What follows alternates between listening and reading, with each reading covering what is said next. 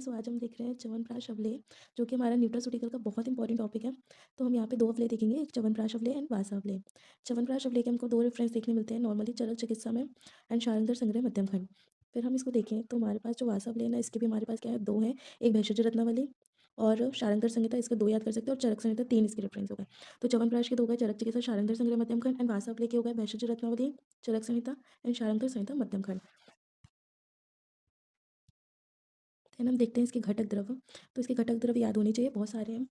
जिसमें से हम देखते हैं सबसे पहले दशमूल के हमारे पास आ जाएंगे बिल्व, अग्निमंद, शिवनाथ, पाटला, कंभारी, बला, शालपन्नी, कृष्णपन्नी, मुदकपन्नी, माशपन्नी, फिर बृहति। फिर हम देखते हैं पिप्पली, गोक्षुर, बृहति, कंठकारी, कर्कट श्रृंगी, ताम्लकी, द्वाक्षा, जीवंती, पुष्कर मूल, अग्रू, हरितकी, गुडूची, रिद्धि, चीवक, ऋषभक, शटी, मुस्ताक, पुनर्नवा, मेधा, सूक्ष्मला, श्वेतचंदन, उत्पल, विधारिकन, मासामूल, काकोली, काकनासिका, आमलकी, क्वार। फिर हम देखते हैं यहाँ पे जो इसके प्रक्षेप द्रव्य होते हैं उसमें और कितने पानी में हम उसको बॉयल करते हैं। तो क्वाथर्थ जल होता है 12.288 लीटर, अवशिष्ट कितना होता है 3.072 लीटर।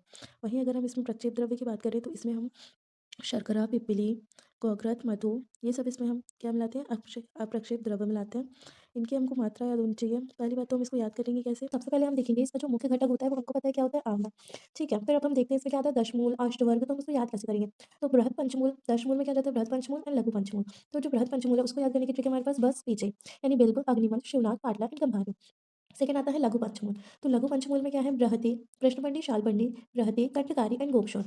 अब हम देखते हैं अष्टवर्ग। अष्टवर्ग में हमारा आता है जीवक, ऋषभक, मेधा, महामेधा, काकोली, शीतकाकोली, रिद्धि, वृद्धि। ठीक है, तो अब हम क्या करेंगे, सबके बाद वाला एक अलग करेंगे। मेधा के बाद क्या आता है, महामेधा, इसको काट देते हैं। फिर उसके बाद काकोली के बाद क्या आता है, क्षीरकाकोली, इसको भी हमको नहीं लिखना है। रिद्धि के बाद क्या आता है, वृद्धि। इन तीन को हमको हटा देना है। तो जीवक, ऋषभक, मेधा, काकोली एंड रिद्धि, ये हमारे पास आ जाएंगे च्यवनप्राश में। फिर हम देखते हैं इसकी ट्रिक, बाकी जो घटक द्रव्य है उसको याद करने के लिए। तो जो गुरु, एक गुरु है द्वाक्षा। तो गुरु द्वाक्षा पुनः गुड्डू और चंदन को बल के लिए कहाँ भेज रहे हैं, मगध। क्यों, वो बोल रहे हैं कि अगर तुमको जीवन चाहिए तो मगध चले जाओ। फिर जीवन पुष्परणी लाने को कहा उन्होंने, मगध से क्या लाने को बोला कि तुम जाओ, जीवक जीवन पुष्परणी लाने को बोला। तो वहां पे क्या थी, शटी और श्रृंगी, दो लड़कियां थी। वो मस्त विदारी और उत्पल के सूक्ष्म नासिका में वास कर रही थी। तो मस्त विदारी और उत्पल के सूक्ष्म नासिका में वास करती है। तो गुरु द्वाक्षा पुनः गुड्डू और चंदन को बल के लिए मगध भेज रहे हैं। वहाँ जीवन पुष्परणी लाने को बोला उन्होंने, पहला पॉइंट हम याद रखेंगे कि गुरु द्वाक्षा पुनः गुड्डू और चंदन को बल के लिए मगध भेज। दूसरा हम क्या याद रखेंगे कि जीवन पुष्परणी लाने को कहा। तीसरा, जहाँ शटी श्रृंगी मस्त विदारी और उत्पल के सूक्ष्म नासिका में वास कर रही थी। तो अब हम देखेंगे गुरु से हमारे पास अगरु, द्वाक्षा से तो द्वाक्षा, पुनः से पुनर्नवा, गुडूची हो जाएगा गुड्डू से गुडूची, चंदन में श्वेत चंदन, बल से भला, मगध पिपली का पर्याय है, जीवन से जीवंती, पुष्प पर्णी। तो यहाँ पर जो पर्णी है वो दो ले लेंगे हम, एक तो हमारे पास माशपर्णी हो जाएगा और एक हमारे पास मोदक पर्णी हो जाएगा, और पुष्प से क्या हो जाएगा, पुष्कर मूल। फिर यहाँ पे हम देखिए शटी, शटी से शटी हो जाएगा, श्रृंगी से कर्कट श्रृंगी हो जाएगा हमारे पास। फिर अब देखिए तो मस्त से मुस्ता, विदारी से विदारी कंद, उत्पल, सूक्ष्म से सूक्ष्मला, नासिका से काक नासिका, वास से वासा। यहाँ हमारे पास टोटल 37 घटक द्रव होते हैं च्यवनप्राश में, वो हमने इस ट्रिक से देखे हैं। देन हम इसकी मात्रा देखते हैं, तो इसकी मात्रा इंपॉर्टेंट होती है 12 से 24 ग्राम, इसका अनुपान क्षीर होता है। फिर चरक संहिता के अनुसार इसकी मात्रा उतनी खिलानी चाहिए जितने मात्रा में भोजन में कमी ना हो। फिर इसका जो यूज़ होता है वो बहुत इंपॉर्टेंट है, श्वास का, स्वरभेद, छछीर, हृदय रोग, क्षय और च्यवनप्राश आपको पता ही है कि एक रसायन के जैसे काम करता है। मेन इसका वो क्या, श्वास का इसमें यूज़ हो जाता है। फिर इसमें फाइटोकेमिकल्स देखें तो हम इसमें विटामिन सी होता है, क्यों, क्योंकि इसका मेन घटक है आंवला। आंवले में क्या होता है, विटामिन सी होता है। आंवले में विटामिन सी भी होता है, फ्लैविनॉइड्स भी होते हैं, अदर फाइटोकेमिकल्स भी आप च्यवनप्राश में देखने मिलते हैं, वेनिलिक एसिड, वेनिलिक एसिड हो गया, सिलिंजिक एसिड हो गया, फेरुलिक एसिड हो गया।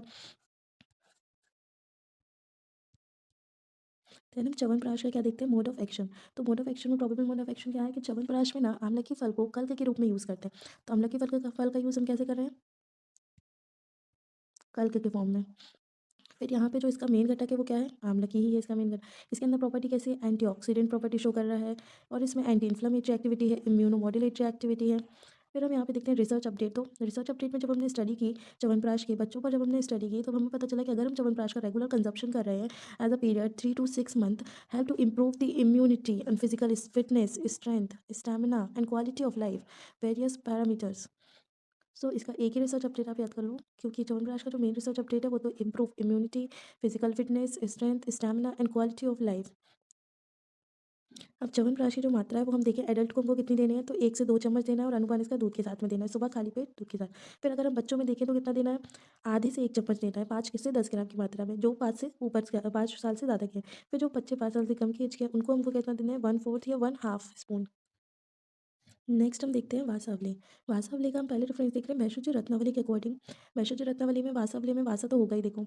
वासावली में वासा है और अवलेह बनाने के लिए हमको क्या चाहिए पड़ता है? शक्कर, मधु। तो हमें यहाँ पे शर्करा चाहिए, मधु चाहिए, गौघृत चाहिए एंड पिप्पली चाहिए। तो हमारे पास टोटल कितने कंटेंट है? 5। भैषज रत्नावली का रोग अधिकार याद होना चाहिए। राजेश शर्मा में दे रहे हैं इसको हम। तो वासा स्वरस 768 ग्राम ले रहे हैं। फिर गौघृत, शर्करा, पिप्पली एंड मधु। मधु और शर्करा दोनों को हम 384 ग्राम ले रहे हैं और जो गौघृत है उसको 97 ग्राम एंड पिप्पली ऑल्सो 97 ग्राम। फिर हम देखते हैं इसको बनाना कैसे है। तो सबसे पहले हमको वासासोरस लेना है, उसमें हमको शर्करा शर्करा मिलानी है और चाशनी बना लेनी है। तो वासासोरस में हमने शर्करा मिलाकर चाशनी करी, जब ये चाशनी हो जाए तब हमें जो पिप्पली चूर्ण और गौघृत है उसको मिलाना है, फिर हमें पात्र को नीचे रख लेना है। अब जब अवलेह ठंडा हो जाए तब उसमें मधु मिश्रित करके किसी पात्र में हम सुरक्षित रख लेते हैं। इसकी मात्रा कितनी है? आधी है च्यवनप्राश से, 6 से 12 ग्राम। 6 से 12 ग्राम इसकी मात्रा कोई अनुपात इसमें भी क्षीर है लेकिन इसके साथ-साथ जल भी है। श्वास-कास में ये भी इंपॉर्टेंट है। इसका मेन रोग अधिकार राज्य है। फिर एक बार हम तीनों के अकॉर्डिंग देख लेते हैं। तो देखो भैंसो रत्नावली ने इसमें वासा का काढ़ा तो बोला ही है, काढ़ा या कल्क लेने को बोला है। फिर पिप्पली, काकरसिंगी, तालीश पत्र, दालचीनी, इलायची और शर्करा। और इन्होंने किसमें बोला है? कास और रक्तपित्त क्षय इनमें बोला है। फिर शारंगधर ने भी ये चीज़ ली है, वासा का काढ़ा लिया है, इलायची, पिप्पली, दालचीनी, शर्करा, मधु, ये चीज़ें। बस इन्हें क्या नहीं लिया? तालीश पत्र नहीं लिया। इसको भी इन्हें खाँसी में तो बोला ही है, स्वरभंग में और कफत ज्वर में। फिर चरक संहिता के अकॉर्डिंग तो हमने 5 चीज़ें अभी देख ली हैं। वासस्वरस, पिप्पली, शर्करा, मधु, श्वास, कास, रक्तपित्त में ही क्यों यूज़फुल होता है। Thank you.